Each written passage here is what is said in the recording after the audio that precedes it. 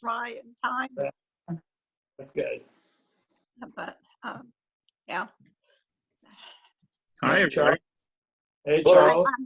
I'm just explaining. I may have to go mute sometime today because I've got workmen here cutting walls and ceiling because of a flood we had earlier this week. So if I have to mute, I sent you a bunch of pictures. Maybe I should go now while they're on lunch. But she's kind of flaky. Well, I mean, okay. Well, if you want, you know, we could always start at the bottom of the list, which is kind of down there where you are. You know, but you know, so why don't we do that? You know, we'll just kind of jump right into it. We'll look at Susan's stuff in case she has to go, you know, deal with workmen. Well, I'm talking about muting so that y'all don't hear all the loud noises and everything. Okay. Well, Well, I have to, yeah. Well, while I guess while it's quiet, okay, you know, we'll they're at lunch right now. So. yeah. So we'll just jump into it, kind of go from there. I see Richard here and Bob's here, Bernice is here, Veronica, yeah, Susan is here. Yeah, okay, there you are. Okay, yeah. I don't know where the rest of the crowd is, and I think it's kind of time to get started. So we're going to do that. They're all frozen. Everybody's out enjoying the weather doing painting. Well, That's it. you know, nothing could make me happier, actually. I know, right? You know, than people getting outside and pushing a little paint around. And it is beautiful. I mean, it is perfect today. I mean, it's Absolutely. yeah, it's cool. It's sunny. I got up very late today because I was enjoying being in bed on this cool morning. Oh, you were being lazy, staying in bed. Yeah. Yeah, it's just, this morning was so nice. It was like 50 degrees. Yeah, I loved it. Yeah, I just kind of opened up all the doors, you know. Oh, yeah. Wasn't that great? Got nice fresh air. Yeah, beautiful. Anyway, Not me. I was pulling the covers up. yeah, you and Maria. Maria is cold by nature. Yeah, if it gets below like 70 degrees, she's cold. So anyhow, let's jump into it. Let's start taking a look at seeing some of the stuff that you guys are doing, and we'll kind of go through it. I don't have a lot today, okay? But, you know, that's never stopped us before, and we have lots of other things we can talk about, right? You know, like, you know, whether we're going to get together with Armando for lunch sometime soon or not, right? Okay, Susan, I'm going to scroll down here. Let's see, let's find Susan. Yes, there we go. We'll start with you, and then we'll kind of go. Okay, thank you. I'm sorry I'm messing up your. You're not. You're not. Okay. I'm, you know, we're flexible, okay? Okay. Anyway, so this is one of Susan's drawings of the 6 that I sent out. Now, Susan was not here for the class, so she didn't sit through, and she didn't really get the general idea that what we were really looking for was just the underlying structure, okay? And at some point in time, Susan, I'd like to sit down and work with you about that and see if you could get a better grasp on, you know, how to get that in there. Okay, I did listen to the YouTube video? thing that you did, the couple things that I did listen to those. So I tried to get it, but I Okay. probably didn't. Yeah. Well, you heard the information, okay, and really what the assignment was not to do pretty drawings of, you know, the very pretty model that we had, but to actually do sort of you know, kind of the underlying structure or form, okay, and don't worry about all the, you know, like drawing, you know, the eyes and stuff like that. It's just, you know, knowing where they are and finding where they would sit, okay? Because I'm trying to get you guys to understand, you know, the difference between working on a 2-dimensional piece of paper and being able to kind of conceptualize it as a 3D form in your head, okay? And then, you know, how you would translate that to paper. And a lot of times you know, early on when people are just beginning to draw figures and heads and things like that, sometimes it's better if, you know, they just work with those sort of abstracted, simplified shapes at first, you know, to get the grasp of understanding of planes and surfaces and what that form is. So that was the assignment. But what you actually did is fine. I mean, you did some very nice drawings. And does it look like the model that, you know, you were working from the photographic reference? Yes. Okay. You know, Okay. you did a good job at, you know, capturing her in all of your drawings. And your, you know, the way that you're beginning to use the medium, you know, pretty much it's getting better. It's getting a lot better. And you're beginning to use more value and tone, and you're beginning to lay down, you know, the tone with the side of the pencil. You know, there's, you know, you can always improve, you know, on your drawing skills and things. And, you know, like in this example, right? You got the direction of the hair, which is very nice. But, you know, if you could have filled it in, made it look a little more solid, so that there was because she has a very dark hair, you know, to contrast her skin, you could have pushed that value quite a bit darker in there and made that feel more solid. You know, you got the idea of the direction and the movement in the hair. Now, if you can just get the overall value darker, okay? Okay. Yeah, now you did it, you know, you did it more here, you know, you got closer to it as far as, you know, getting the contrast between the skin, you know, and your line work isn't as open in this. And this, you know, this is a nice drawing of her. You know, you got a, yeah, you got a good sense of who she was. You know, same here, okay. And Okay. and it's interesting, you know, that the front plane of her face, you know, from the side view is very flat. You know, I mean, it's probably about as flat as anybody I've ever seen. You know, and so it really does create, you know, kind of that straight up and down until you get to, you know, the orbit of the mouth, you know, which kind of protrudes out behind it. So, you know, what I would have done right there is, you know, that line coming down, if you could have just broken that just a little bit, like right here in front, see, that would have said that that upper lip and things was back behind it, see? Okay. Yeah, you know, I'd probably break it there. And then I might also, like right down here at the corner of the mouth, and you kind of did it, you know, there's kind of a vertical line there, okay? Yeah, I did try to, yeah, I did Yeah. try to do. Yeah, That's because what I there is, you know, it's actually that change from the side plane to the front plane, right there where the corner of the mouth is. And it does often get, you know, just a little bit of a kind of a flat shape there. And then the lip sits behind it. So you pick that up pretty well. Then you have this. And again, you know, same thing with the hair. You know, you're getting the general idea of the direction and all. Uh-huh. Now, one thing I want to mention, you know, you're still, as you're laying in your values, you're still using like one method to do that. And, you know, you're making like these, you know, overlapping or continuous lines, like down here in the dress or even in the skin tone. See, everything's moving the same direction, right? Well, I need a, okay, I know, cross it. No. Okay. No, not, yeah, I don't want you to cross them. You know, what I want you to do is think about the direction that the plane is moving, okay?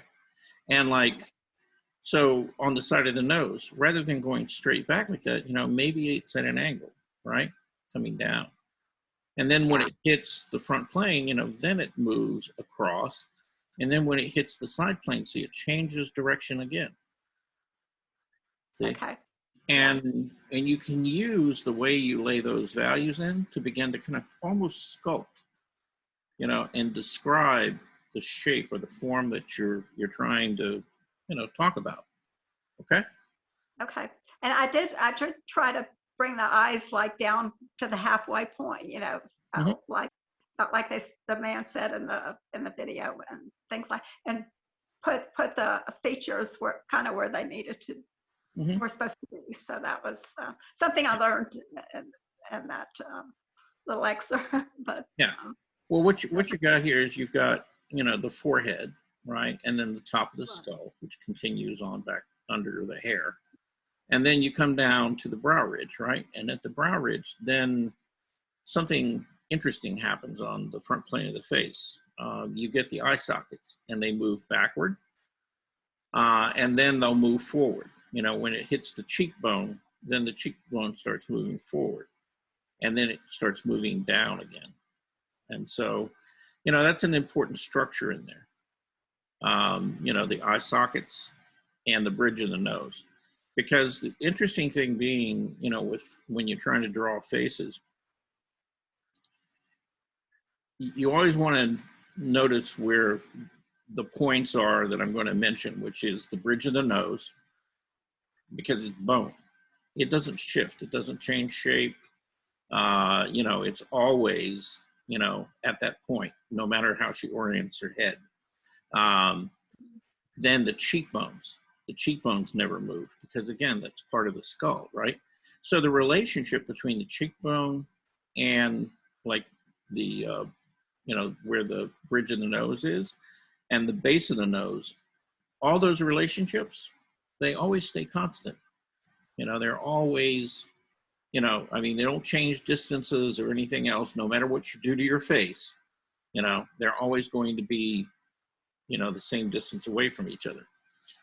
And when you start turning your head or raising your head up and all, you know, how that looks is going to change because the angle that you're viewing it from is changing, right?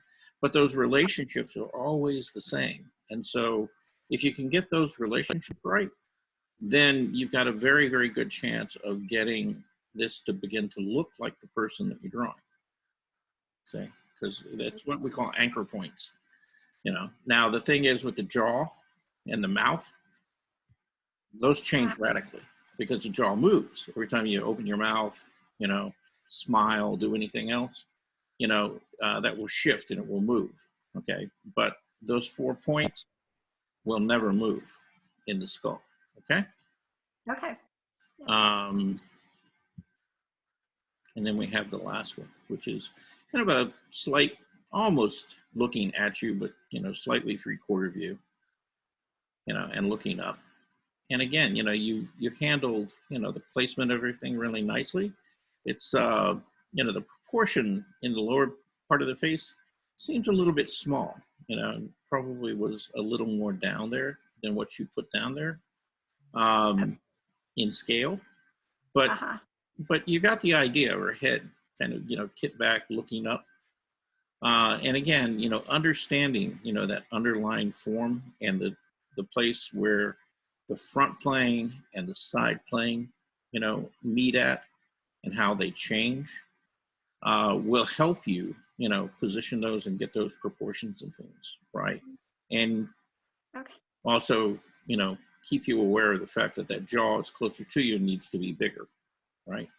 Otherwise, otherwise it looks like it's kind of going away from you. Okay. Okay. Thank you. Yeah, but nice drawings. Okay. Thank you. And since we're down on the south end of the list anyway, we might as well just work our way up. Is Jean here?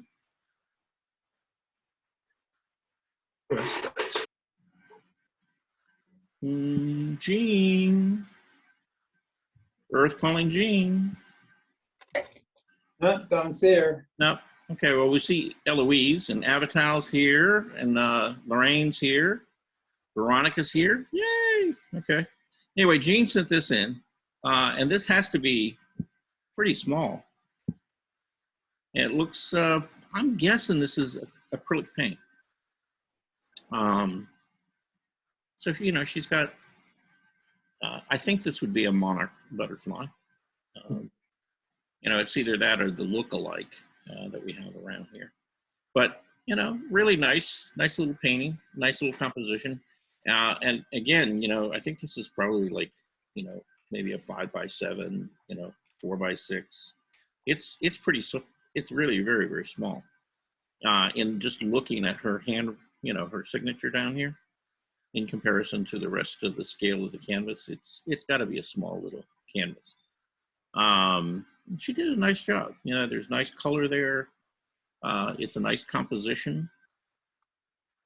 You know, the only thing I would have, you know, said to her about this was she could get a little more contrast, you know, in the flower, and maybe find, you know, just a few of those sharper edges in here. So you really got, you know, in here you get a pretty good understanding of the shape of the petals. Here you kind of begin to lose them, you know, and it would have been nice to have had, you know, just a slight indication of what those shapes were up there. Then we have John, Mr. Gigliotti. I'm here. And you know, if I had to make a guess, John is beginning to try to work on doing trees that are not covered in leaves. I'm fine that, yes. And you know, you're getting, you know, the general concept of that down pretty well. What I would say is, if you work with kind of a broad, kind of a flat brush, and your watercolor, it's kind of dry rather than real wet, you'll get Right. you'll get more of that effect. And when you want to do it is at the very end, you know, when you're not Right. getting anything else. Right. Yeah. So it's kind of like the last thing you would do. And, you know, just a couple of paint strokes, you're beginning to get a little of it, you know, in spots where the paint was a little bit drier, and it works. I mean, it works really well. It's a good, effective way of, you know, conveying that idea of a tree without a lot of leaves on it. And maybe it's, you know, maybe it's good for springtime when they're just beginning to get like green buds and stuff on them. And it's also really good in the fall when there are very few or no leaves on it. So, What I tried to do is do a little bit of a lighter, you can see some of those all over the spots, and then I did let that dry, and then I did go back with the deeper colors. yeah. Now, do you have watercolor pencils, don't you? Yeah, right. I wonder what it would, you know, I mean, if you could take one of those watercolor pencils and turn it to the side Yep. and just kind of, you know, lightly kind of rake over that, I wonder what kind of effect you would get with that. Now, I'm not saying do it on this piece, but I would experiment with that since you have it. Leaving it dry or wetting it down? No, just when it's dry. Okay. Yeah, because if you know, but again, that's something I would do at the very end, and I would just, you know, turn it to the side and just kind of almost use it like a pastel chalk or something, but just lightly kind of rake over it and see if you couldn't build up, you know, some of that sort of grainy, you know, feel that you're looking for, you know, to kind of convey that idea. That might be one way of doing it. Yeah, I'll give that. We're on my next picture. So tell us a little bit about, you know, the idea of, you know, what were you after, you know, with this particular painting? Well, like I said, the tree thing, but the idea was like today, the first cool day where you got to put a jacket and a hat on or something, and color is changing. So just sitting on a bench, serenity, looking at the changing colors of the season. Okay. And now, is this is this a place in particular, or is this sort of? No, it was just a photograph, something online, so I don't know what it was. Yeah. Okay. All right. And was everything sort of, you know, horizontal? You know, it's like Yeah, line. it's pretty much the way the picture was. Okay. Yeah. Yeah. You know, if you're gonna do things like that, you know, this is kind of where thumbnails become kind of valuable. Because what you might try to do is you might experiment a little bit in the thumbnails with, you know, playing with the proportions or changing the angles of some of the banks or things like that, and trying to create, you know, a more interesting kind of compelling composition, right? Mhm. So that, you know, it still conveys the same idea, Right. but you know, it helps you kind of move, you know, the eye around, you know, in the painting. Um, so, like for example, okay, where your trees are, things like that, I think are fine. Where the benches is fine, but this bank right here, you know, in the foreground, um, you kind of have it. You know, it's slightly curved, but you know, Right. maybe you could have pushed that. You know, maybe it's a little higher on this end, you know, and a little lower on this end, right? You know, to kind of just break it up so that it's not, you know, these continuous, you know, horizontal bands, you know, across the composition. Because, Mhm. you know, because anytime that you do that, it sort of creates a stopping point. You know, you move into the composition to a certain point, and you hit that point, and you stop, and then you got to then you got to go past it, Okay. right? Right. And so anything that you can do, just slightly changing the angles, you know, things like that, you know, there's reality out there, and you know, sometimes, you know, out there in the world, you'll run into stuff like this, right? Where there are, you know, like one shape in front of another, and they kind of just stack on top of each other. Right. But the problem is that you, as an artist, okay, um, you have to find a way of making that work better. Yeah, and you know, honestly, when I started this, I wasn't really thinking about composition because my Mhm. intent was, you know, the leaves and things like that. So, I know you uh, wanted to get to the fun part. so I really did not even consider composition. I just took it verbatim. So, Yeah. Okay. All right. So let me put a thought in your ear there. Okay. Don't ever do anything without thinking about composition. true.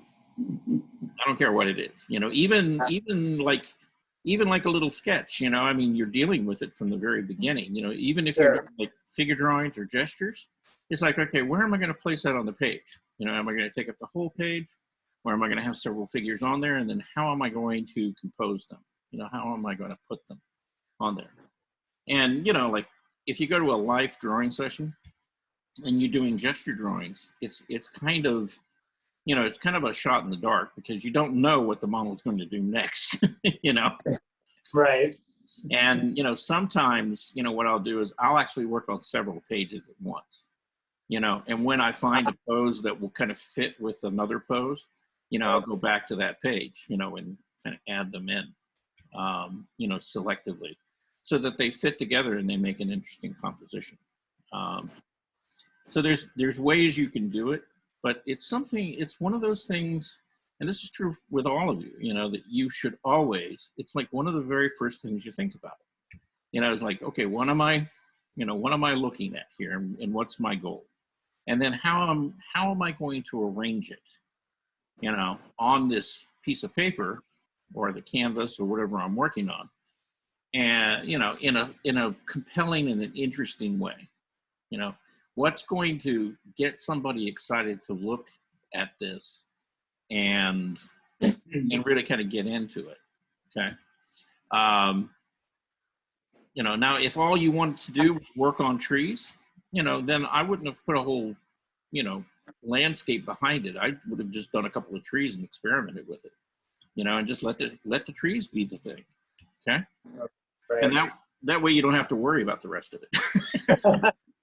That is very true. So yeah, and just be clear about what your goals are, you know, when you're doing something, and you know, do the thing that works for that. Okay. So if it's just studying, playing with trees, just your trees. You know, you don't have to have a background. It doesn't have to have a whole landscape involved in there. You know, it could just be that. Okay.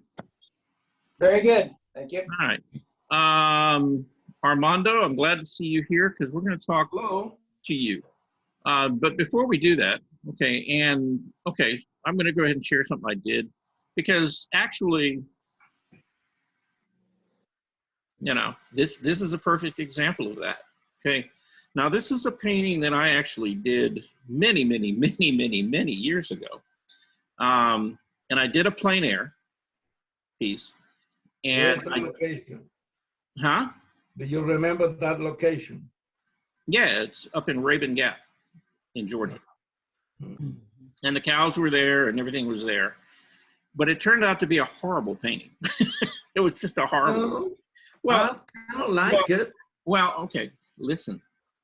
It was, I'm not saying it is, it was a horrible painting. Oh, And the reason it was a horrible painting is it was pretty early on, you know, when I was beginning to go out with this group and do plein air painting.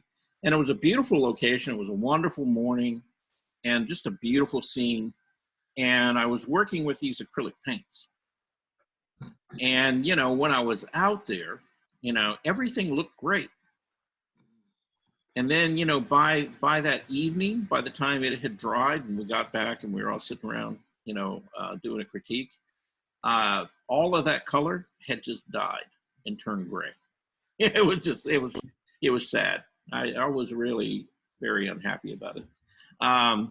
Anyway, this has been sitting around in stacks of paintings for years. And it's like, okay, I'm going to get out a little oil paint and I'm going to brighten this thing up. And I'm just kind of, you know, work with my values and, you know, kind of push things around. And so I did that. And John, this is kind of the same thing where, you know, from really this fence line forward, you know, was kind of a flat shape. And then, you know, you kind of got a flat, you know, you did have kind of a triangle here, but then you had another horizontal here, and then you had a slight angle here. And, you know, when I was going back in and I was working with the color and stuff, rather than have this fence line, you know, continue all the way across the way that it had been, you know, I went ahead and I curved it, you know, and I just brought it back around there, see? You know, so again, it changed that shape and it took that, you know, that kind of stacked look away from the composition. Mm-hmm. And the same thing kind of with this little stream bed back here. You know, again, I angled it and kind of played with it a little bit. And so you see, you can tweak things, you know, and the other thing was that this was kind of just a big green, open, empty grass, right?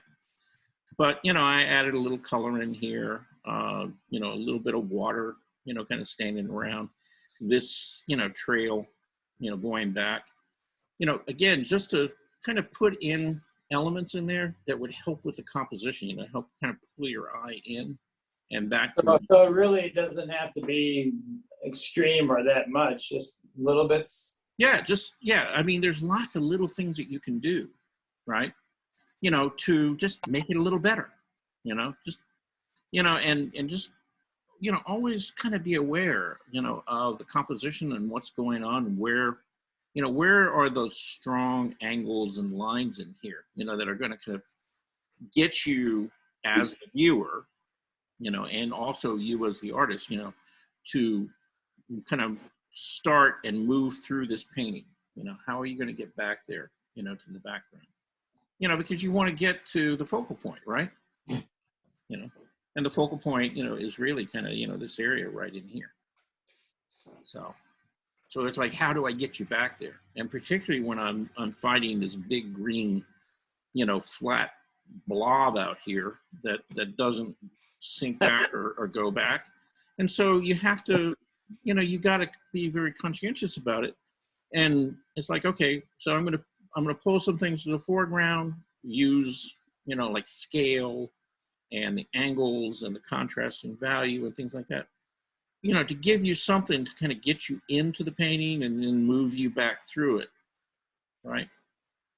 And meander you back to the focal point. Mm-hmm. Well, can I say something? Sure. I like the way how you did the shadow on the bottom of the mountain. Mm-hmm. And then on those two trees on the right, on the top, you the sunlight on top. Yeah, I like that. Yeah. To me, I like that paint. Yeah, well, it tells you there's early morning. Mm-hmm. And Yeah. that the angle of the sun is pretty low. Uh-huh. So you have a lot of that field and stuff that's in shadow, and you just really get, like the trees up here that are in light, Mhm. and then even here at the bottom, see it falls back into shadow again. Mhm. Yes. And trying to think of who that was. There was a very well-known artist, and I want to say it was Monet, and he was, somebody had asked him about one of his landscapes, and his answer was light is everything. And it is. If you're outdoor painting, even if you're painting still life, you got to kind of divorce yourself from the idea of I'm painting an object, because you're not. What you're really painting is you're painting the reaction of light on those surfaces and the objects, so it's light and shadow. Yeah. And if you have a painting that's all light, it's kind of boring. If you have a painting that's all dark, again, it's kind of boring. You need them. They're like yin and yang.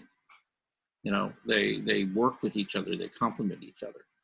And you got to have that contrast in there, because that's what makes artwork exciting, to look at.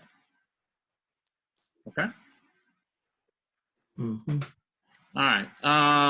Guess who we're going to talk to now? We're going to talk to Miss Bob. Bernice. About Miss Bernice. Well, no, we're going to talk to Bob. Oh, Bob. Okay. Then we're going to talk to Bernice. Then we're going to talk to you, because we're going to be talking to you for It's reverse order. Yeah. Reverse I order. started at the bottom, working up. Yeah. I'm trying to Which is fine with me. I'm trying to be democratic, Yeah. I usually start at the top. Mhm. Change it up a little bit. Okay, Yeah, Bob. And you were being nice to Susan too. Right. Yeah. And he was also being yeah. Okay, so Bob, talk to us. What's going on here, man? Well, I did a color study of my primary subject in the other painting, Mhm. and this was I started this, and then I updated it a little bit to figure out some more details and colors in it, Mhm. and there it started me. I've got a Bob Ross moment here this morning, Oh and yeah. that is these happy little accidents that happen. Uh-huh. And if you go to the painting of the let's see, go to that one. You mean the one right above this? Go to that one first. Okay. Okay, that's an old one. That's how it looked a few days ago. Okay. Okay. Now, And you gave her sunglasses. yep, and move up to the next one. Right. Now this one is a lot more dramatic, because you got light and shadow. Well, that's the happy accident. Because what happened was the one above it, if you go to that. Yeah. Well, you photographed it outdoors, and the light happened to be Yes, hitting. and it came, these shadows Mhm. from the outdoor, I've got a tree in my back, and they just, this is it. I've got to do this to it. Okay. So that's why when you go back to the other one, I tried to incorporate those The shadows the light and into shadow area. right, which I think helps a lot. Yeah, it certainly, now, if you could get the actual painting, right? If you could get the contrast to do in the painting what it's doing in the sunlight, then you'd be there, okay? But the fact is, your painting doesn't quite do that. You need to push the lights much lighter. And if these Okay, lights all right. are much lighter, then the midtones and darks will look darker. See, right now your value range is still too close. Okay? Okay. Which means that your lemons and some of the leaves, like on the lemon tree, need to get much lighter on the area that's lit, and then you need to leave the rest of them where they are. But you see the ground here, you really need to make that much lighter than, what you actually have it painted now. Okay, because I was using a glazing technique, and so I've only got about two levels of glaze on that. Yeah. So I can, I've got more work to do on that, but it just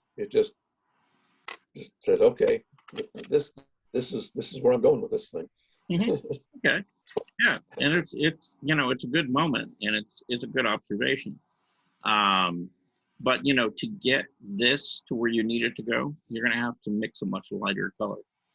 Okay. And get it in there. And I think as soon as you start putting that down, you're going to begin to see the contrast, between the shadows and the light that you're putting in there, and this thing's going to kind of really begin to sing for you, because it's all about contrast. It's all about contrast. So you just, you're getting close. You just need to really push those values and decide, what parts of this are in light, what parts are in shadow. Okay. Well, it also puts the lady as the feature, Mm-hmm. the featured feature in this versus anything else. Yeah. Now, let's see. If, like, for example, okay, let's say, as you said, the focal point is really the woman, right? Right. And so, where you might use this, notice how light the value is here, and then what it does, with her. So, she's sitting more or less, a large part of her is sitting in, partial shade or shadow, right? And Right. so by brightening, this kind of terracotta color up, both in front and behind her, and more to the front than, further back here. Again, you're going to create more contrast. Let's go back up to the, you really want to create the contrast, right in here around the table. Okay. You don't have to worry about back here. Okay. It's really getting that much brighter and much lighter, like right in here and here. And you might even push some of the values, on any parts of the dress that are actually in light, you can push that quite a bit lighter than you've got it. Okay. Like up here around the shoulders and things like that. You could get that, really pretty light. And, with just a little tiny hint of blue in it, since it's kind of a blue dress, right?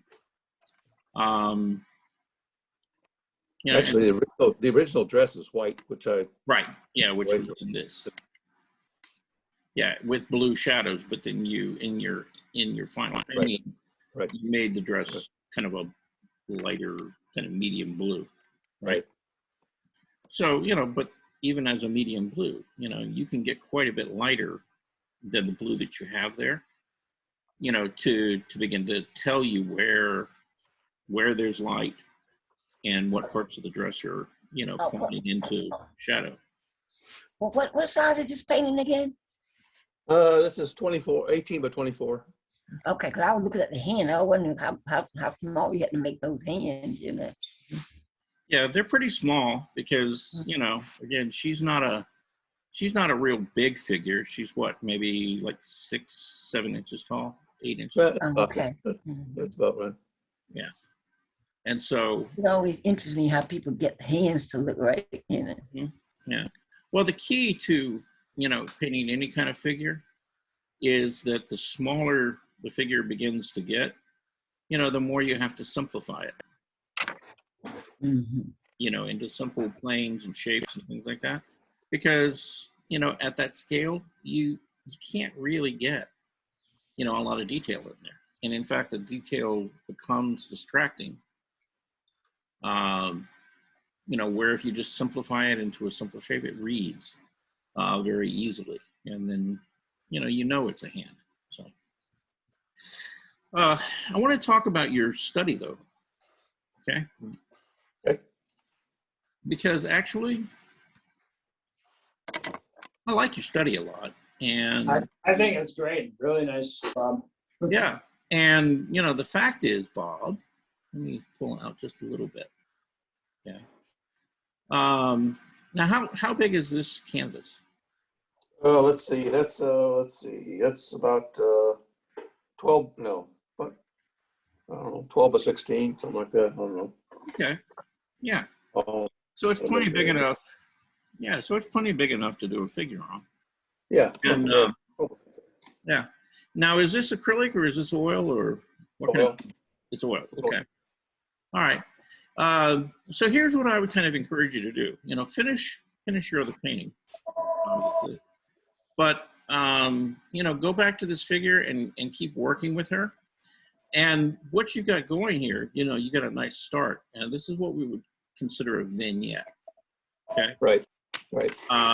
You know, and just let this color, rather than stop, you know, kind of abruptly, let it just sort of fade. You know, Which color are you pointing to? here in the background, kind of the orange and the Oh, red. okay. Yeah. Okay. Rather than this having such a hard edge on it, you know, just soften it up a little bit and let it just kind of fade to, it doesn't have to be white, you know, it could be some kind of, you know, very light, you know, tone or something all the way to the edge.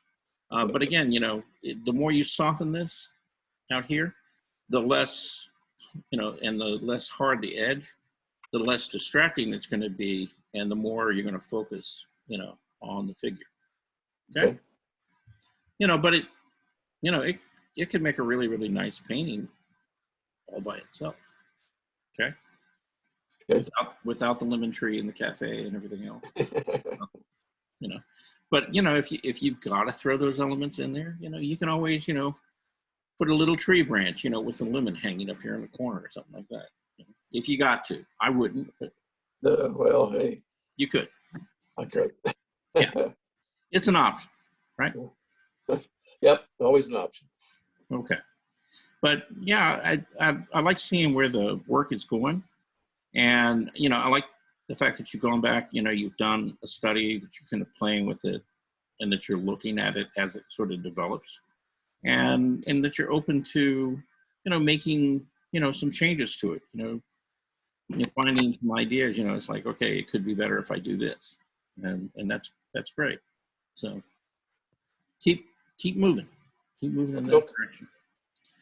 I see in the original, Bob, you added the empty glass and defined the chair a little more. Yep. Yeah. Well, I also put the wine glass in her hand because, you know. Right. Right, yes. Yeah, so you know, it's a little closer to consumption. Yeah. Yes, by all means. Yeah. Oh, there is something I wanted to ask you about. Okay. In this. Okay. Now, I'm looking at the table, right? Yep. And the front edge of the table here, you know, that seems to go back, you know, to the vanishing points that you'd sort of expect, which is, you know, just a little, you know, probably like right at about her eye level or so. Yep. But this color of the tabletop right here, it seems to kind of go up, and then the angle, you know, seems to go off to a different vanishing point. Okay. Yes, it does. Yeah, Yep. and it can't. Yeah, you need to kind of lower that, you know, kind Okay. of here, and get it to go back to whatever vanishing point that's going to. Okay. Okay. I Yeah, can do 'cause that. well, it kind of gives it the feeling like the back end of the table is rising up. Right. Yeah, when that happens. Well, I also draped some of the leaves over the doorway, Mhm. and the lamp it was wound up to be a tangent with the top of the door, so I fixed that. So Yeah. I brought the lamp down a little bit, which Okay. and I softened the light in the hallway there, so it wasn't distracting. So Yeah. Now, the thing you want to be careful about here, where the leaves overlap, you know, into the doorway, you know, that's fine. And, you know, that's a good compositional element. The thing is that you actually lose the leaves, you know, into the shadow of the door, right? So really, you know, Yep. check your values in here and kind of just change the value a little bit so that the leaves are just, you know, maybe there's a light edge on them or something like that, so that you begin to see the shapes, you know, of the leaves as they kind of Okay. break across. Because right now you're just kind of losing them in there, okay? all right. All right. Guess who we're going to talk to now? Bernice. You guessed it, Bernice. Where are you, dear? Right here I am. Okay, did you get my email from this morning? I just saw it Really, maybe an hour ago. Probably just a little bit before class. Yeah. Okay, so does that make sense to you? What I Yes. said to you? Yes. Okay. Mhm. Yeah, I mean, look. You know, I probably need to read it again after class. okay. To mhm. Well, we'll talk about it here too, so it's okay. Okay. You know, her question was, you know, okay, we had a discussion, I think it was either earlier this week or late last week about this. I think it was Thursday of last week. Yeah. And you know, what I pointed out to her is that if you number these faces starting at the left, so 1, 2, 3, 4, 5, 6, right? Well, 4 and 6 seem to be kind of at the level where they're finished, right? Mhm. And then 1, 2, 3, and 5 don't seem to be as finished. Okay. Why- And, mm. and Why not? well, look at the contrast. Oh, okay. See?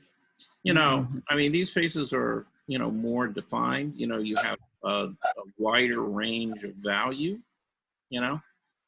Now, Okay. you could go further, you know, because you got basically a mid-tone, you got a dark in there. So you could get a lighter value, you know, in some of that area. But then you would have to do the same thing here too. But you also have to kind of push the darks, you know, in around the eyes and the mouth and things, because right now, you know, the features get lost Oh, okay. on those faces where they don't get lost on these, right? Mhm. Now you know, you might have everything there, but because when you look at this face and you look at this face and this one has so much more contrast, this is a lot easier to read than this one, don't you think? Oh, okay. Now she can have green lips, she can have green hair, she can have green eyebrows, but do the eyebrows have to be that particular green, or could they be darker? Mhm. See, could be a darker, Okay. right? And it would give you, again, you know, it's the contrast of this color against what it's sitting on, right? Okay, come on in. And Yes. you know, color wise, these are direct complements to each other, you know, because this is really a red, okay, even though it's a very muted red, you know, and then this is a green. And right now, the thing that's helping you is that the intensity of the green is quite a bit more intense than the red in here. Okay. But again, you know, the problem is the value is really pretty close.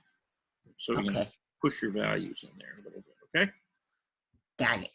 The here, you know, that's not the case. You know, you've got, you know, some good strong value contrast in there, and it's easy to see, you know, her expression and her features and things against, you know, the skin tone that you got there, right?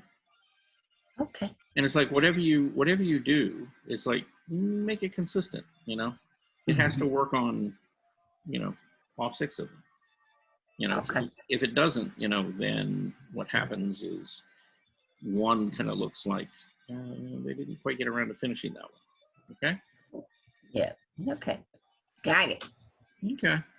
Because I was just looking at the eyes and said, okay, I got to work on the eyes, but I didn't even think about the contrast of the. Yeah. Mhm. Yeah. Well, Okay. you know, wow. We're gonna get a little classical music interlude here. Okay, whoever's, you know, got that going on, can we? Hey. Hello? It's not me. No? Not me either. Well, No. Lorraine's muted. John's muted. Okay, Veronica's muted.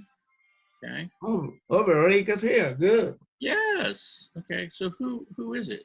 Even June's muted. June's usually the one who's got stuff like that going on. Richard's box keeps lighting up. Who? Oh, it's Eloise. Richard. Richard, Oh, okay, we'll mute him. Okay, there we go. Yeah, we love you, Richard, but yeah, you got music playing in the background, I think. So we're gonna quiet you down there. Okay, so all right, I know where I was gonna go with this. So to kind of wrap up talking about this particular painting, you know, you've got a lot of really, really nice stuff going on in here, Bernice. You know, you've got the background, you've got a little bit of depth going on in there in the actual landscape. You've got great characters and stuff, and it's just, you know, just bring it up, you know, to kind of a level where it's all kind of finished and that they all work together. And what I'm talking about is the, you know, the figures, so that they're kind of consistent. Okay. And you'll be done with this. Okay. Yay. Yay! You know. And you know, and look, you know, there's nothing that has ever been done by a human being is ever perfect, right? There's always little things that we can do to make them better, right? Right. Yeah. And that, you know, that goes for your work, my work, everybody's work. You know, even those hot shots, you know, out there that we look at and go, ooh, wow, that's great. You know, there's little things in there that could be tweaked and made better. So, you know, Okay. but yeah, you've got a really nice concept and everything else. It's just, yeah, you know, get all of them to work together. Okay. Okay. Yeah. And I will try that consistency in all the faces. okay. And I like the hair color. Have you ever tried changing your hair color? Not that drastic. No? I've tried to get maybe a brownish red or something, but Oh, no. okay. You stayed safe and conservative, huh? Okay. Absolutely. Well, one of my dear friends and, you know, favorite students at the Benson Center, you know, she's a real hoot. You know, you would kind of think, you know, a very kind of conservative lady. And she comes in one day and she's got a big blue streak in her hair. Yeah. Maybe I'll do that. And like, wow. Yeah. It's the perfect thing to do for Halloween. To do Well, something strange. You know, look, if your hair is kind of graying anyway and everything else, why not have fun with it?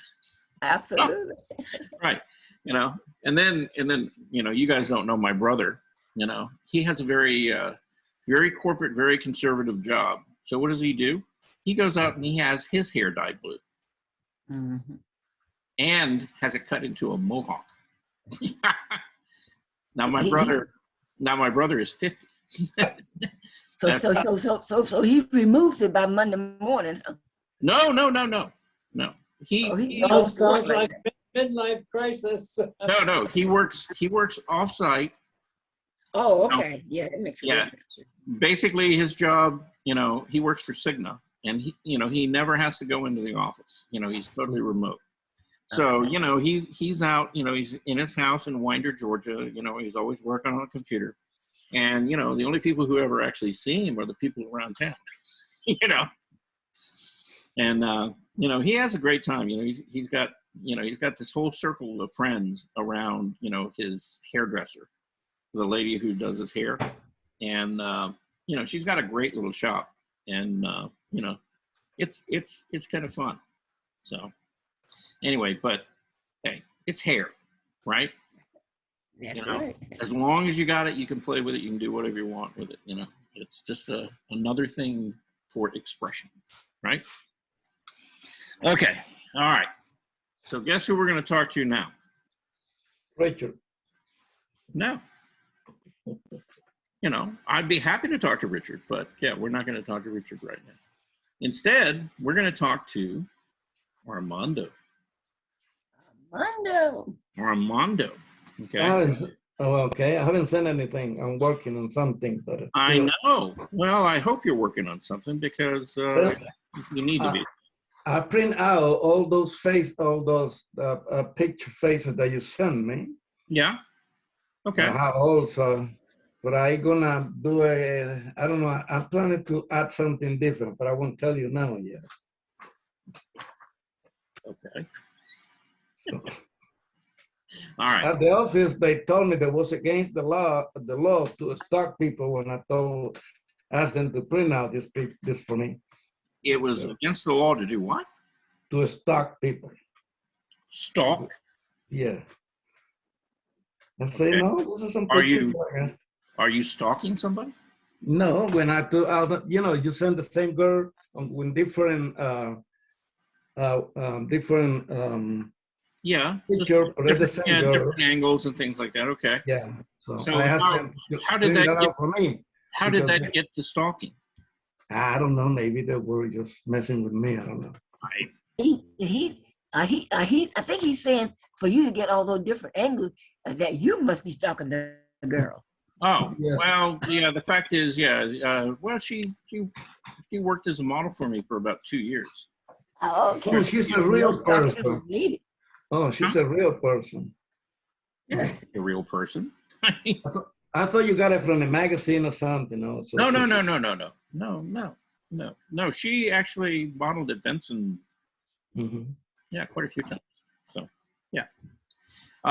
Okay, so back about a month ago, you came up with an idea, and you were going to do a painting of one of your ladies on your couch, right? Yes. Okay.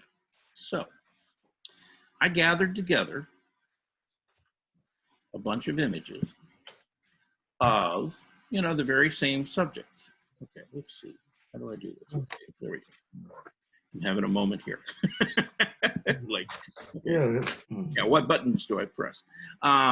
Okay, so But, I gathered some, images, and these are all paintings of the same subject matter.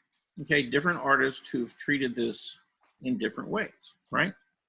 uh-huh. So this is Mr. Modigliani. Does everybody know who he is?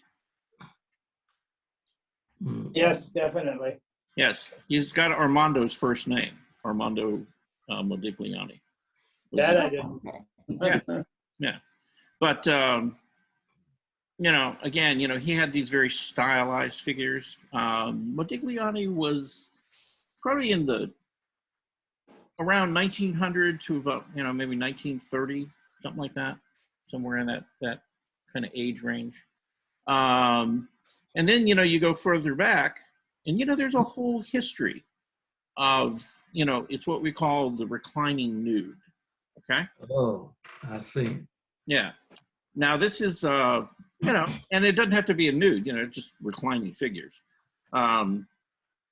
But there's a historical precedent for them. Now is that one a painting or a picture? This is a painting. 'Cause that one looks so much more realistic than the one it was just before it. Right. Yeah. Now this, The I one think, before this it is, looked kind of, yeah, I think, strange. yeah. Well, this is Vollard. Okay. Okay. Now Vollard was, and we looked at his artwork. He was probably about 30 or 40 years before Modigliani, right? Okay. Mhm. And so this would be, it would be Impressionism, kind of post-Impressionist, right? Painting, Mhm. where Modigliani was a more contemporary modern painting. Yeah. And so you see it's getting a little closer to Picasso, right? You're kind of flattening out the shapes, outlining the form, everything's not modeled and rendered, right? Mhm. Mhm. And then we have, this is Manet, Edouard Manet, again, who was a Impressionist, okay? Now, Manet was actually classically trained. He actually Now, went, all I can see in this picture is a servant. you can't see the lady sitting on, I see her, oh, but my mind goes to the servant. okay, yeah, all right, right. Yeah, and this is a very famous painting from Manet, okay? Mhm. I found it. You found what? Reclining figures painting. Okay. All right, good. You mean you Googled them? Uh-huh. Yeah, there's literally A lot. just about every classical artist, has done a reclining figure. Okay? Mhm. Yeah. Every one of them. You can see them all over the place through all periods of time. And didn't all the old saloons have it above the bar? Oh, well, oftentimes, yeah. Yeah. Oh, a lot of those old Western pictures Right. you see. Yeah, the bar saloons and always things at like the that. Yeah, front. yeah, in the West, yeah. Right. Yeah, it was like a whole genre all into itself. Okay. So all I'm telling you is, and here is, your concept, your original sketch, which you need to keep moving forward on. Okay. Uh-huh. So, you need to have a model. And so, if one of the ladies in the complex will want to come over and pose for you, that's fine. They can be fully clothed. They don't have to be nude, right? In the past, historically, a lot of artists have done nudes. Like this one, for example. Now, this is by Pablo Picasso. Now, when you look at this, you wouldn't look at that and go, okay, Picasso painted that. But this is a very early Picasso. This is probably, like late 1800s. Probably Before around. he became Cuban. Yeah, probably around about 1890. Something like that. Would be my guess, right? Maybe up to like It's the hip and thigh kind of out of proportion with the leg. no, not really, because notice what's going on here. You see the hip and the legs are coming toward us, right? Okay. And so it's going to appear to be foreshortened. They're going to appear to be bigger because they're closer to us, and her shoulders and her head and everything back here are going to be smaller because they're further away. Charles, last night by accident, I watched a movie about the early school days of Salvador Dali and Garcia Lorca. Okay. Yeah, and they mentioned Picasso. They mentioned Picasso there in that movie when they went to school, and then they went to France. Okay. So, but you did that by accident. Yes, I just saw something about Garcia Lorca, and I said, okay, let's watch this thing. And yeah, Oh, okay. when they went to school, first they went to school in Madrid, Mhm. and then it was in the middle of, I think Spain was in the middle of the Civil War in that time. Mm-hmm. Yeah. Yeah. Yeah, that would have been the 1920. early. I think that's the early 1900s, isn't it? Yeah. Mm-hmm. Yeah. All right. Anyway, and you could always, if you can't find a model, you could always do yourself, right? So, but there's a long history of basically doing reclining figures, whether they're nude or not. Okay, the vast majority of them are nude. And again, they can be very subtle. They can be very much so in your face. So you can do whatever you want. Okay. Again, this is Voltan, I believe. We looked at Vollard. This is Voltan. Or no, this is, what is this? Theo van, Reichenberg. Yeah, okay. Yeah, he's probably German or maybe Swiss. Or, could possibly be Scandinavian. But again, very subtle, very nicely done. Again, kind of, post-impressionist, style. And Bernice, look at all the fabric. And folds and all the folds, my goodness. Right. Yeah. But, you notice how there's not a lot of repetitive, shapes and things in the fabric. They vary it. So they're different sizes, directions, things like that. And see, it keeps it interesting, right? And not redundant. So that's something to keep in mind, right? So Armando, Uh-huh. I mean, I don't want you to, get away from that, that idea. Uh-huh. And I want you to kind of try to do something with it, I Yeah, mean, well, yeah, yeah, well, it was a good idea, you know. And the thing is, you know, let's say that you can't even find a model, okay? Let's say you can't get one of the ladies or something, you know. You could go to a classical pose like this one or any other painting and, you know, just do your own interpretation of it, you know, in your living room. That's fine.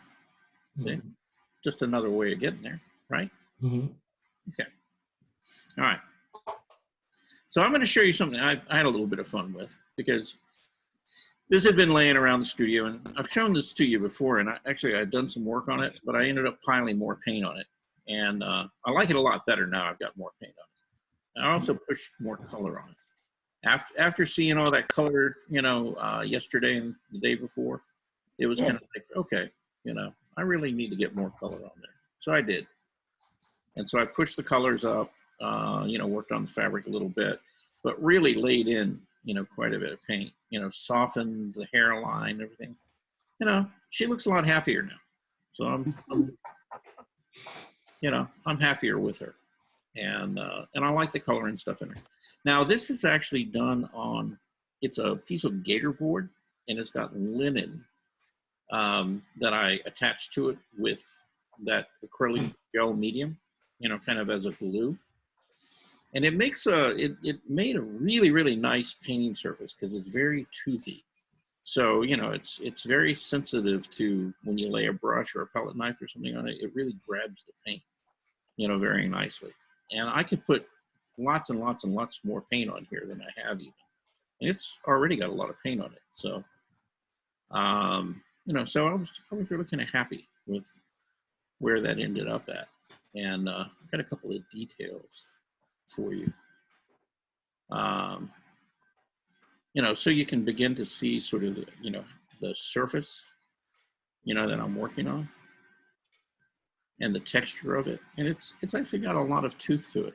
So, you know, it's, Now, when you put a lot of paint down like that, what does those brush stroke add to the painting? well, okay, look at it. Okay. Is there any way that you're going to lose this area in the skin tones? Gonna lose the area. Yeah, I mean, are they similar value or anything? I mean, do they? No. Right. Yeah, there's a lot of contrast, right? Mhm. Now, there's a contrast not only with the color and maybe the value, okay, even though the value along the edge here gets very close, because of the thickness of the paint and the texture, you still clearly, you know, get a boundary between the flesh tones that have, you know, thinner layers of paint on it, and then, you know, the background that have these heavy paint passages on it, right? Okay, yeah. Mhm. And so, you know, it's like the more contrast that you can get, you know, in these areas, you know, the more the paint separates out. Here, let's go back to the whole paint, and I'll blow it up because, you know, again, you can, you know, there's always opportunities to pile, you know, more and more paint, you know, on that surface. And, you know, I used to think, you know, maybe you could get too much paint, you know, on the surface of a canvas. And then I went to go see Claude Monet's work, you know, when it was here in Atlanta. And I saw that train station, you know, the one in Paris that he painted. And, you know, the paint, not, you know, not on the metal supports, you know, for the covering to the station, but, you know, what's in between those light areas, the paint on that is at least 1.5 inches to 2 inches thick. Wow. And I mean, literally creates a canyon, you know, to where those, you know, metal posts are, you know, they're painted in black. And those are way down on the early surface of the canvas. And then everything to the side of it is, like I said, it's just, you know, the paint is really layered very, very thick on it. And it really gives. It's almost like having a painted sculpture. Uh-huh. Yeah. And it is. It you know, there's such a contrast, you know, between those two areas that it kind of creates a very clear, defined boundary between one object and another. See? No, but this is you painting. Yeah, this is my thing. I like the idea of that mirror on the wall, on the back wall. I Okay. like that. Well, you can steal it from me. That's okay. That's a that's good my idea. favorite thing too, because it shows the whole person. Yeah, show the whole the picture. mirror, What is that mirror? Yes, I like that. Well, it didn't show the whole person, but it, yeah. Yeah, I mean, you know, that's- it shows the back of the good idea. person. Right. Yes, I like that. Yeah, the back and the front of it. Right. Okay. So, I mean, you can play with things like that. Play with, actually the depth, of the paint itself. Okay.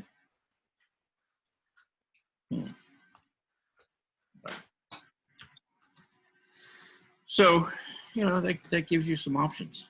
All right. So anyway, I wanted to get back to you, Armando, and talk to you about that because I want to encourage you to, do something with it. Okay. Yes. Okay. So, update us from time to time. Show us what you're doing, and let us see. Okay. Mm-hmm. All right. Let's see. How are we doing time wise? I got a new hotspot from the county, and it's telling me that it's running out of battery right now. So I may have to switch it to the house. In fact, let me go ahead and just do that. If we may carry on for a little while. You too. All right. If I go away, don't go away. I'll be back.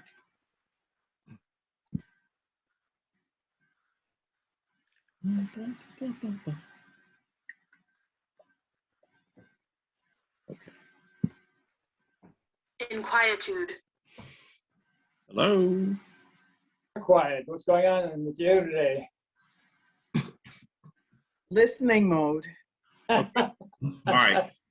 Can you guys hear me? Am I here? Yeah. Uh-huh. Yay. Okay. What kind of system do they provide you with? They just gave me a little AT&T mobile hotspot. Oh, wow. Okay. And I'm testing it out because, the problem with it is that you get about maybe an hour and a half, maybe 2 hours out of it. And then it just kind of goes, the battery in it doesn't last, really all that. But it's, Well, so many of the virtual classes are like 40 minutes, so it probably suffices. yeah, for most things, I think it would be fine. And, even if I were out, let's say I went on location, and that's really what I want to use it for, is I want to charge it up and be able to go out and actually be out in the field working and, doing this kind of thing with you guys, talking to you, out there in the world. And so, I'm experimenting with it, and I think it will work. I think it will work out. But I wanted to run it today to see, how that compared to what I had going on, here at the house. And the Wi-Fi here, for whatever reason, in the last month or two, has gotten kind of spotty, kind of inconsistent. So, they were nice enough to go, yeah, okay, yeah, we'll get you a hotspot. So, thank you, for that. So anyway, we looked at everybody's work, okay? But earlier this week, last week, I wanted to get around and I wanted to show you guys some plein air work from a variety of plein air artists. And I wanted to talk to you a little bit about, how they got their paintings to look the way they did. And, we talk about doing landscapes and things and about trying to create this illusion of depth and distance and stuff. These are all good examples of that. So if you guys want to hang around, that's what we're going to talk about next. All right. And it applies, it applies interiors, exteriors, still lives, If you want to make something, quote unquote, realistic, then, you're going to have to deal with creating this illusion of depth. It's just going to happen, right? So, Bye-bye, Lorraine. huh? Lorraine says she has to go. She's got to go. Okay. All right. So, what's your thoughts about this painting? Anybody? Let's see. In some part, it's kind of blur, like it's a foggy thing on it. No, really, it pushes the, what do you want to call those mounds of trees that in the foreground and the posts. Pushes them really forward, and then the background is, you can see, goes back. Right. Yeah. I mean, you get a very, very, very definite, foreground area, which is this grass area here with the post and this bush right here.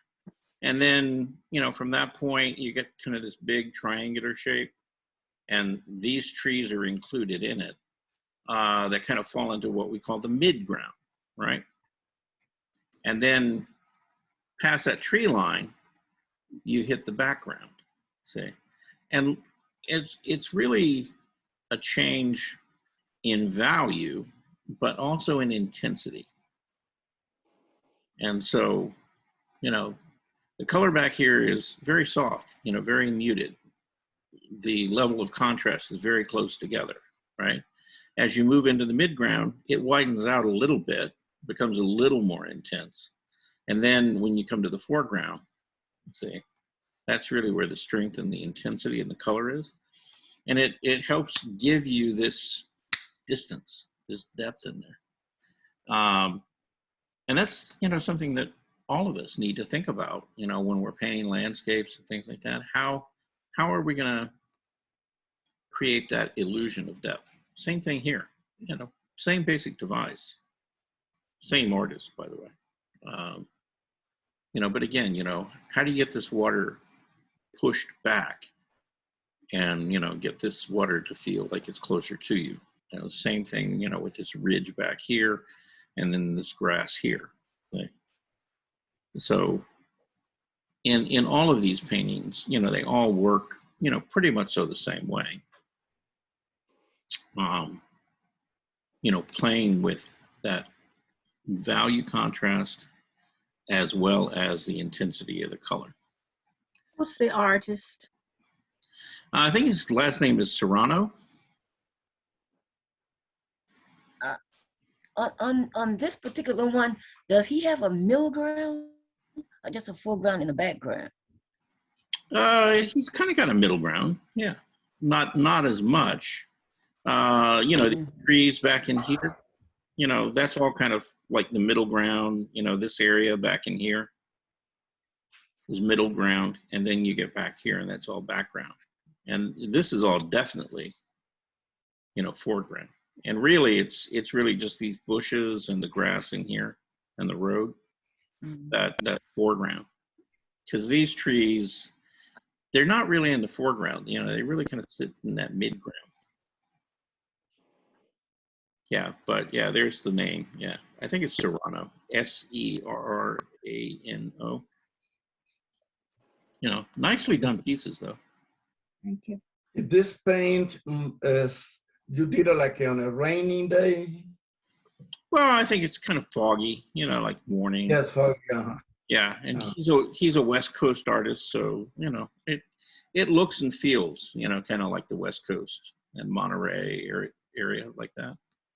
And if you're in along the coastline, and particularly in the morning and the evening, there's generally a lot of humidity in the air, and so you get a pretty strong effect of that atmospheric perspective. You get it around here too. At certain times of day, you can really see it pretty clearly. You just have to look for it. Yeah, same thing. Let me blow this up. And my guess is that, these paintings are, really pretty small. I'd say probably 11 by 14, 8 by 10, maybe even smaller. But the beauty of them is the control of the color and then the simplification of shape, There's not a lot of detail in any of these. Okay. Now this is a different artist. This is a local artist by the name of Ed Cahill. And, you know, very different style, you know, very different look. And, Ed- you know, Ed he's, teaches at Kennesaw. pardon, Bob? Ed teaches at Kennesaw. Uh-huh. I've taken a class from him. Have you? Okay. Yeah. So yeah, this is one of his paintings, you know. And again, you know, he's got, you know, he's really kind of muted the color back in here and pushed it back. And then, you know, it's become more intense, you know, as it moves forward, kind of into the mid-ground. And then, you know, you get here to the foreground. And again, stronger color, but also more value contrast and texture and sharper edges in this area, where everything back in here has kind of been softened back a little bit. Would you consider that impressionist?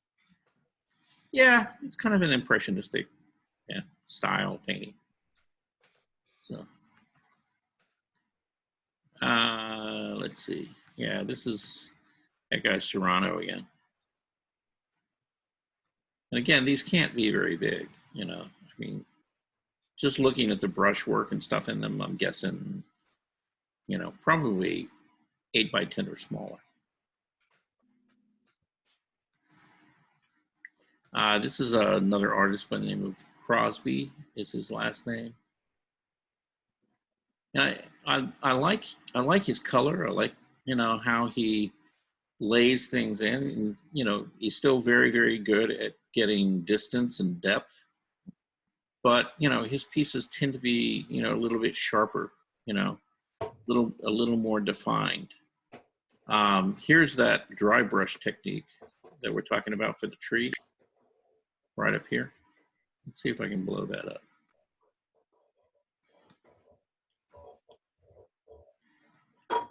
Yeah. All right. So you see that, John? Yes. I gotta unmute it. Okay. Yes. Now that's what I did on my first layer. Then I wouldn't add it on top of that. So it's sort of that idea that I started with. Yeah, but you contrast this, and this is actually closer to us than, say, the tree line here. Yes. Yeah.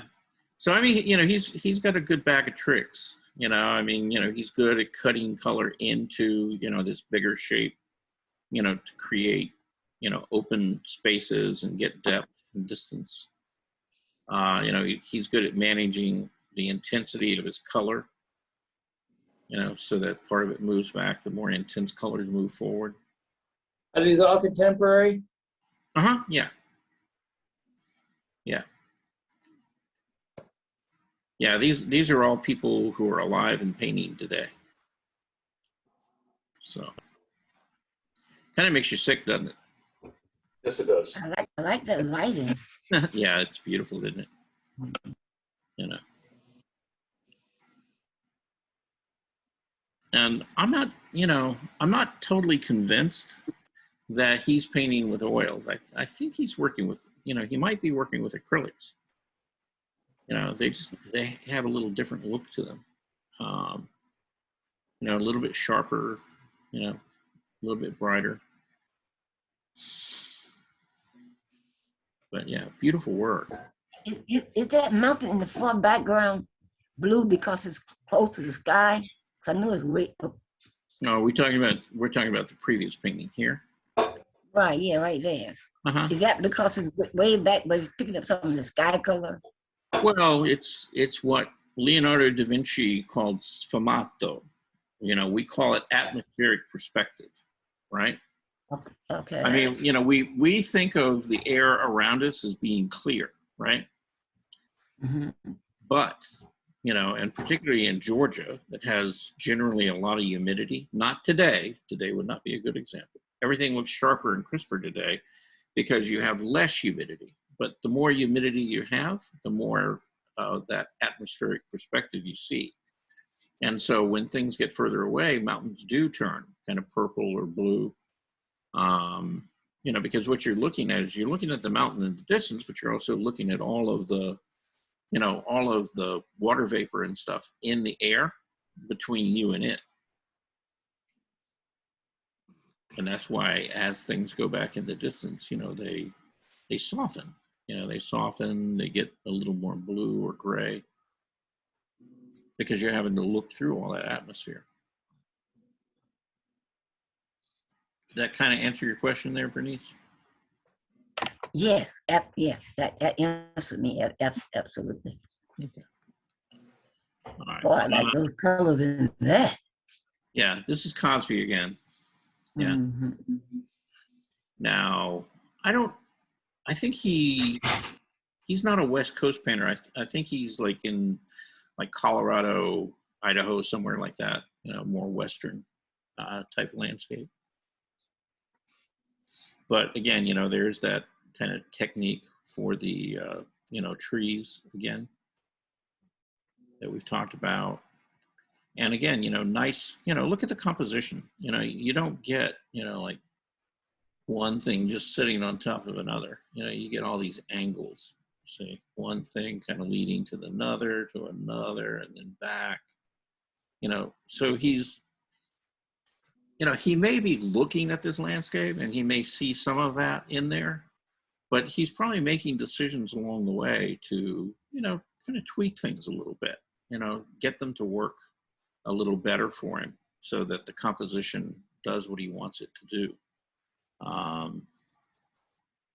And that's, you know, that's really important as, you know, a painter, whether you're, you know, a plein air painter, or you work in the studio, whatever, you really, composition is really important. Okay. You know, cannot say that enough. Really kind of think about that composition and, you know, big shapes in there and how they kind of fit together, you know, and how you're going to make the painting, you know, dynamic and kind of interesting. Get somebody to, you know, stop and really look at it. You know, how do you like the purple shadows in here? You know, up here under the trees. Love it. Yeah, and see, it's a direct complement to the yellow, but see, you know, great warm, cool, nice contrasting value. You know, it's not as stark as what's on the tree, right? So the tree really kind of pops forward because it's a higher range of contrast, right? But still, you know, there's enough in here, you know, with just the value and the temperature to really make that, you know, sing for you. Yeah, it really works. Mm-hmm. Yeah, it's nice. He, you know, he does some really nice stuff.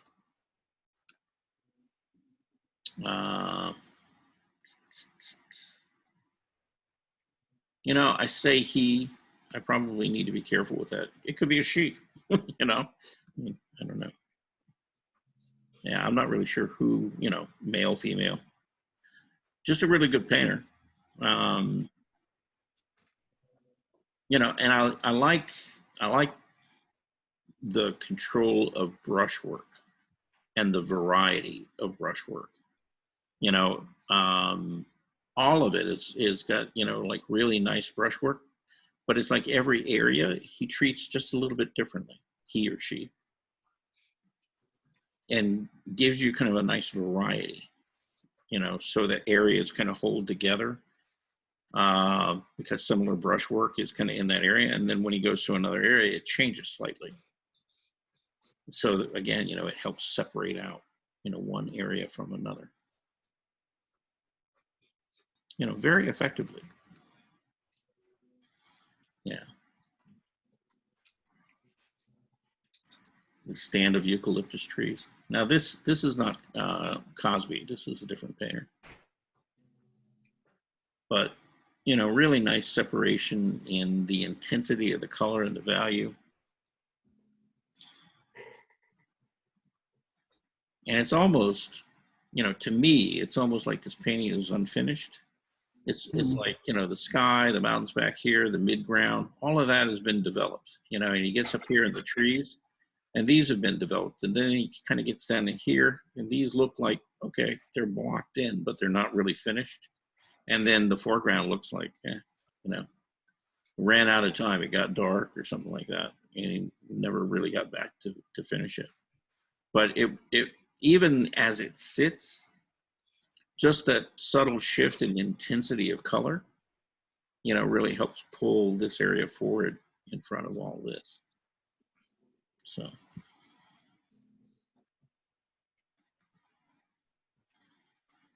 It was a beautiful scene. You got a cabin out there, and the mountains looking down into a valley, and nice atmospheric distance in there.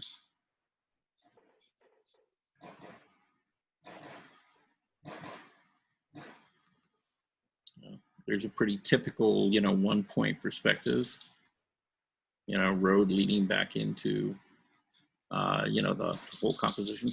And, the thing I want to point out to you, okay, look at this very carefully.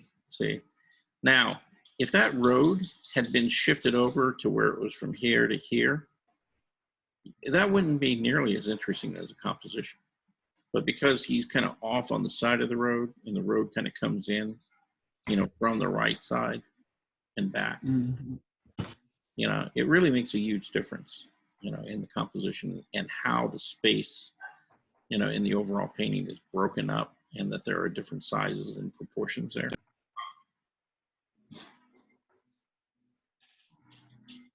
Love this painting. Love this painting. That sky, just like early morning, I've seen so many skies like that. It's just this kind of almost like pinky purple color. And he just really nailed it, just really got it down really nicely. And again, really nice atmospheric perspective, really nice effect of the sunlight, kind of coming through, this tree right here. And that's not always easy to get, because the colors shift. And, I've actually seen where, the sunlight's coming through. And even though this is a green tree, they turn orange or red, at that point. And you actually see, red and stuff there where you think that there are green leaves, but, the color actually shifts to red or orange. And again, see how he used the violets and things in here to kind of, create, and they're against the green. And so they're almost a direct complement. And so they really gray down the color back here. And then as he moves forward, the color becomes, more intense and purer. So that you begin to get this sense of distance.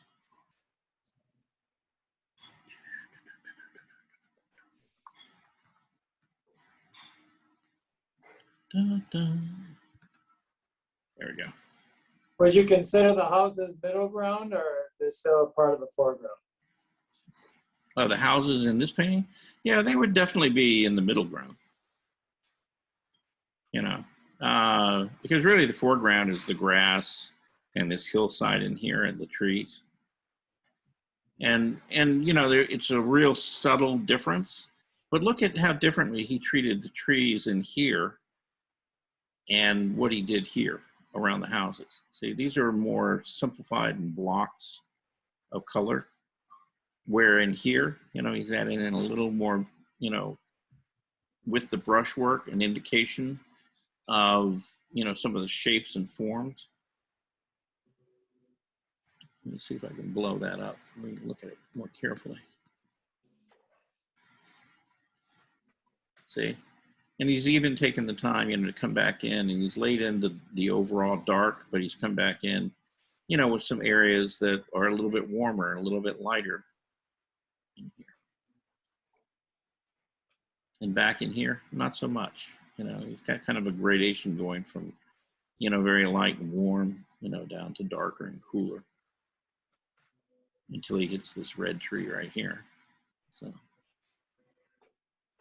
But again, this is more simplified. This is even more simplified. And when you get up in here, he's kind of futzed around with it a little bit and, you know, given a little more shape and form than he did in the background. Let's see.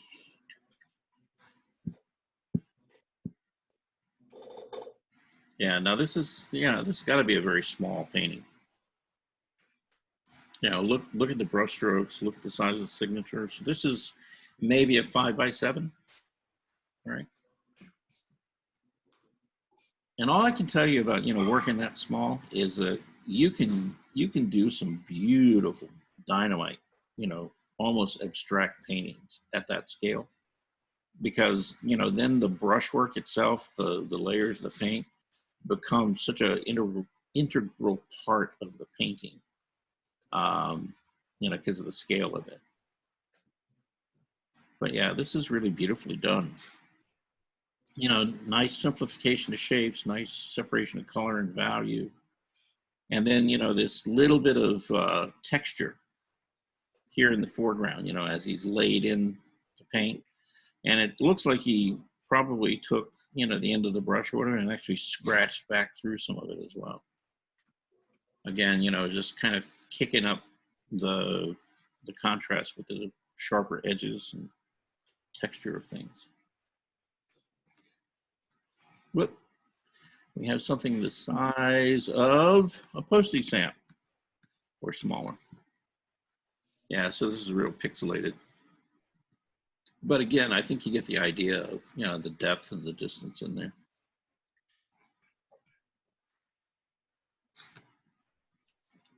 Yeah, this is beautifully done.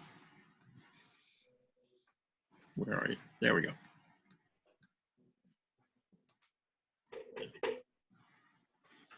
Just really nice use of color, you know, light and shadow.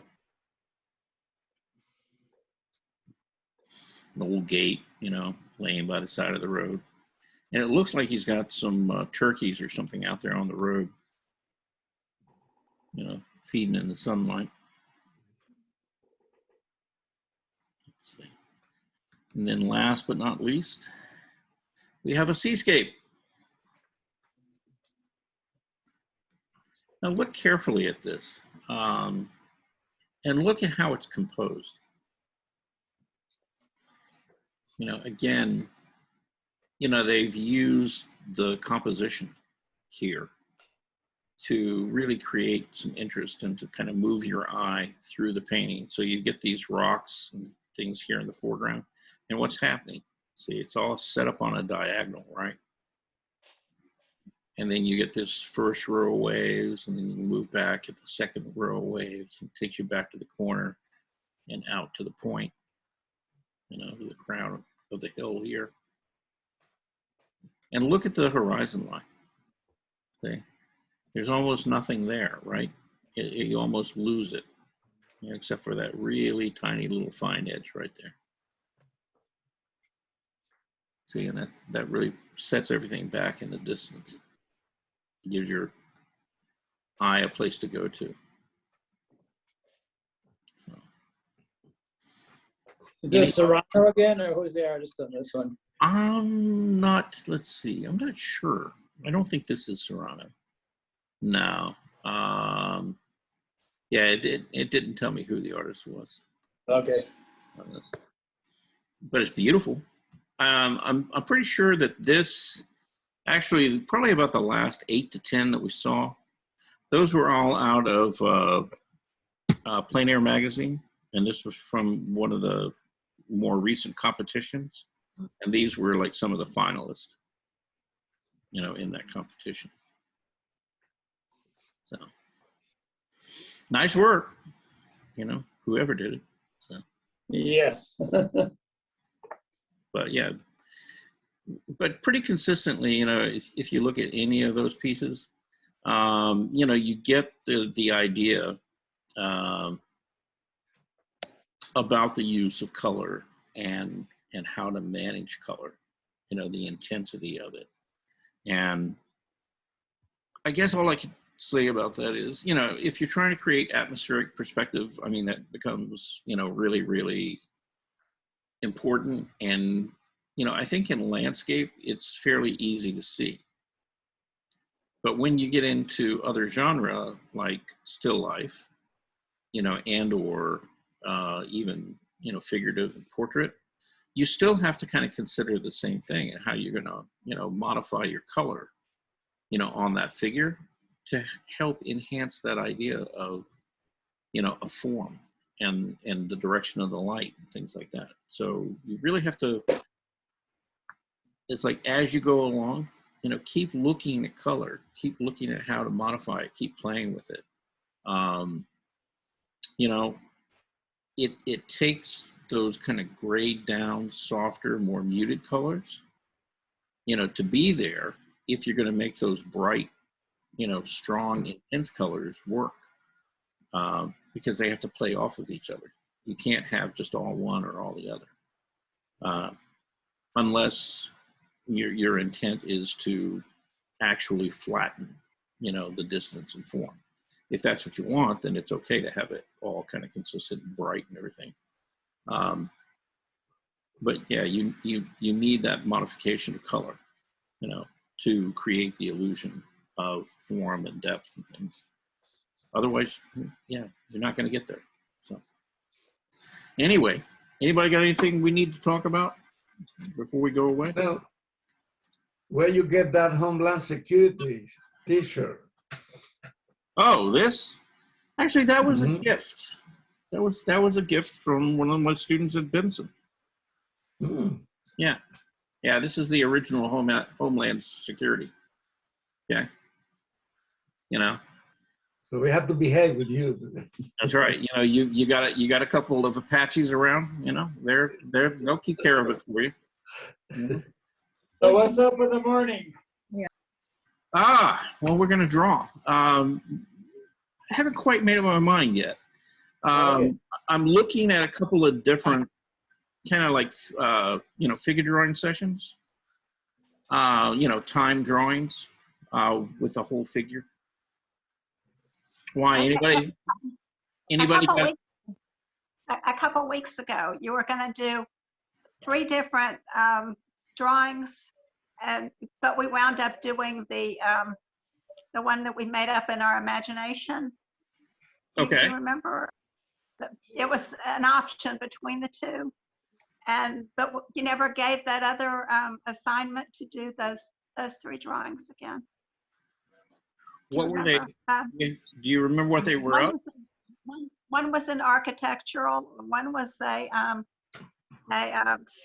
landscape, I think, and Mhm. I don't remember what the other one was, but Yeah. Well, the other one was probably a figure.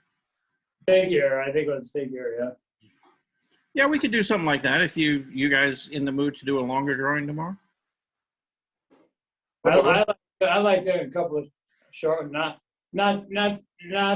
50 short ones in the hour, but 3 or 4. Oh, 3 or 4 short ones. Well, that doesn't make an hour. If you've only got 2 or 3 minute drawings, you're gonna get 3 or 4 of them. Oh, okay. No, well, I don't. Just He meant I think he meant short as in less than an hour. He meant short like 15 or 20 minutes. Isn't that what you meant, John? yeah, right. Okay. All right. All right. Surprise us. Well, yeah, I will. That's my job. I will. But I mean, I Yeah, guess. I kind of like the element of a surprise too. Okay, I'm ready, but I don't know what I'm going to do Mhm. until he tells me. Okay. Well, let me ask you this. Okay. I mean, we could work with figures, or we could work with a variety of things. Anybody get any particular strong wants or, on that? variety sounds good. But Yeah. Going variety. Anybody else? Whatever. Louise, what do you think? Like Bob said, whatever. Whatever. Just put a turnip up there. I'll be perfectly happy. There you go. That's- There you go. I'll let us leave on a whiteboard there. Yeah, I don't care. It's like here. Hang a piece of tissue on a white wall. There you go. As long as it doesn't have folds. But All right, I'll see you in the morning, everybody. where's the fun in that? You gotta have, you know, Bernice, you gotta have fabric with folds. yeah, something like that. Yeah, we could do that too. Let's actually. do a Gre- I Gre- already have black pieces of paper. I could just turn those in. Uh-huh. Grecian figures with clothing and folds. There we go. Yeah, lots of togas. Okay. Yes. You want to have a whole day of togas? Yeah. 5 minute drawings, right? Well, no. If we were doing togas, I'd give you 20 minutes. Oh, All right. 20 minutes for togas. Okay. All right. Anyway, thank you all for coming, and we will see you tomorrow morning about 10. And I will, make a definite decision as to what we're going to be doing tomorrow. Okay. Well, that's good. But right now, I'm, since Susan was so vocal about wanting some variety, we'll probably do a variety. Okay. Okay. Better be here, Susan. I aim to please. Okay. I really do. Okay. I will Okay. be missing tomorrow. You will? You aim to instruct. You Got an aim to appointment. instruct. Oh, okay. Is everything okay? Just annual, just regular doctor appointments. That's all. Everything's fine. I hope. Yeah. All right. So you're just going to go in, they're going to look under the hood, check everything. Yeah. Okay. Yeah. All right. I had one last week. I had one. Yeah. All right. Well, we'll keep our fingers crossed, and hopefully everything will be Yeah, fine. thank you. Thank you. Yeah, you won't have to replace any radiators or Oh, no, I hope not. any pumps or alternators or anything like that. Okay. All righty. Fuck. I got 2 shots when I went last week. Okay, bye. Yeah. All right. Okay, bye. See everybody. All right. We'll see you in the morning. Thank you, Bye. Charles. Thank you.